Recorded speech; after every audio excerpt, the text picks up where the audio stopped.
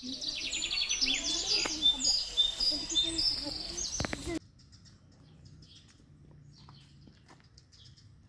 lagi baca apa? Aku lagi baca novel sejarah yang judulnya Pulang. Emang buku Pulang ini poinnya tentang apa sih?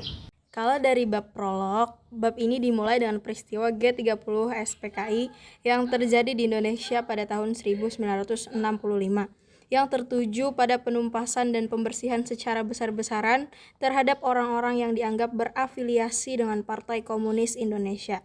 Banyak daripada kalangan kaum intelektual, aktivis, dan jurnalis yang terpaksa harus melarikan diri dari Indonesia untuk menghindari penangkapan atau eksekusi. Terus di bab Dimas Suryo ini ceritain tentang Dimas Suryo, Latif Sagala, Canting, dan Nugroho Dewantoro yang merupakan 4 tokoh utama yang lebih memilih untuk mengasingkan diri ke Paris atau Prancis.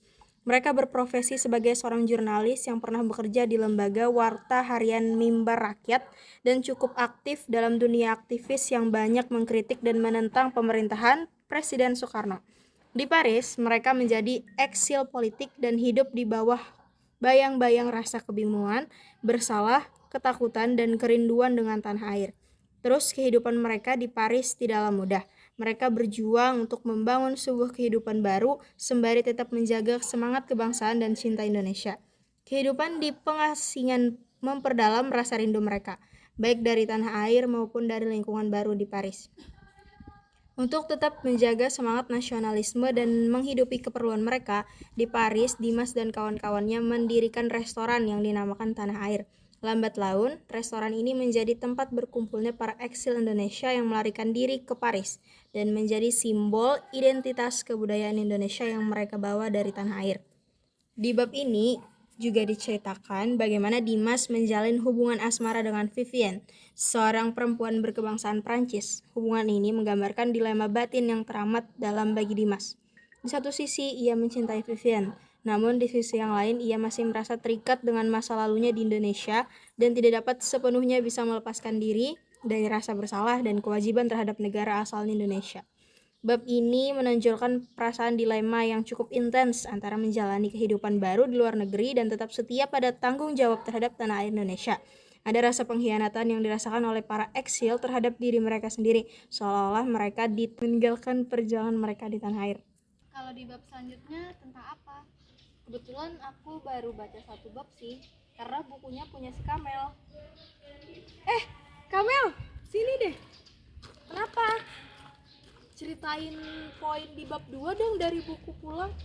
Oh, kalau bab Lintang Utara ini diceritain tentang Lintang, putri Dimas dan Vivienne yang tumbuh dan besar di Paris. Dia adalah sebuah simbol dari seorang anak yang terpisah dari tanah air orang tuanya. Namun, ia sendiri masih dapat merasakan ikatan batin yang kuat dengan Indonesia. Seiring dewasa dan bertumbuhnya usia, Lintang menjadi mulai mempertanyakan identitas tentang dirinya. Dia seolah merasa terasing dan bingung dari sejarah keluarganya, serta ingin memahami lebih dalam tentang asal-usul dari sejarah orang tuanya. Lintang mulai tertarik dalam mempelajari bahasa dan budaya Indonesia. Bahkan ketika ia lebih senang dan merasa lebih nyaman dalam kebudayaan Prancis, hal ini menandai awal mula dari perjalanan pencarian akan identitas dirinya, yang akan membawanya kembali ke tanah air. Lintang pun memutuskan untuk kembali ke Indonesia pada tahun 1998 pada masa krisis dan reformasi politik. Dia ingin lebih memahami negara ayahnya dan lebih memahami sejarah keluarganya. Nah, jadi gitu. Oh, gitu. Terus kalau bab selanjutnya tentang apa, Kak? Nah, kebetulan kalau bab selanjutnya aku belum baca, tapi Azlan kayaknya udah baca sampai habis. Apa nih manggil-manggil? Nah, kebetulan banget Zlan. Coba jelasin poin utama dari bab terakhir novel Pulang. Oh, poin utama dari bab Segara Alam ini berlatar tempat di Indonesia saat Lintang tiba di Indonesia. Lintang mengalami kejutan budaya. Kondisi sosial politik yang ditemuinya sangat berbeda dengan apa yang digambarkan ayahnya. Ia dihadapkan pada kenyataan pahit, situasi di Indonesia, dan bagaimana sejarah keluarganya dipengaruhi oleh peristiwa politik masa lalu. Terungkapnya rahasia ini menjerumuskan Lintang dan karakter lainnya ke dalam konflik internal yang mendalam. Mereka harus menghadapi kenyataan pahit atas apa yang telah terjadi dan bagaimana melangkah maju setelah mengetahui kebenarannya. Bab ini juga menjelaskan bagaimana Lintang dan ayahnya memulai menerima masa lalu mereka dan mencoba memahami keputusan sulit yang harus mereka ambil. Lintang, Dimas, dan karakter lainnya mulai berdamai dengan masa lalu mereka. Mereka memahami bahwa mereka tidak dapat mengubah apapun yang terjadi, namun mereka dapat mencoba memaafkan diri sendiri dan orang lain. Lintang khususnya mulai menerima identitasnya sebagai pribadi yang menganut dua budaya, Indonesia dan Prancis. Dia menemukan kedamaian dalam menerima kenyataan bahwa dia adalah produk dari kedua dunia. Dimas pun berusaha berdamai dengan masa lalunya, terutama perasaan bersalah dan penyesalan yang sudah lama menghantuinya.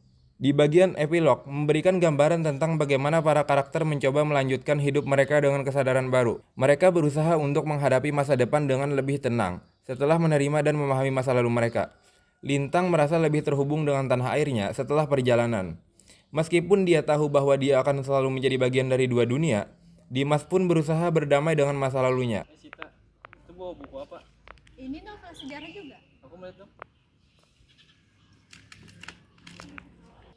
Ini bukan novel sejarah, tapi teks sejarah. Emang apa bedanya novel sejarah sama teks sejarah? Cerita sejarah dan teks sejarah adalah dua bentuk penyampaian informasi tentang masa lalu, tetapi keduanya memiliki karakteristik dan tujuan yang berbeda. Cerita sejarah lebih fokus pada penyampaian narasi yang menarik dan dramatis, sementara teks sejarah lebih menekankan pada penyajian fakta dan analisis yang objektif. Oh, jadi gitu. Jadi tertarik buat baca novel sejarah. Kamil, nanti aku pinjem ya. Boleh aja, tapi nunggu dia selesai dulu ya bacanya. Oke.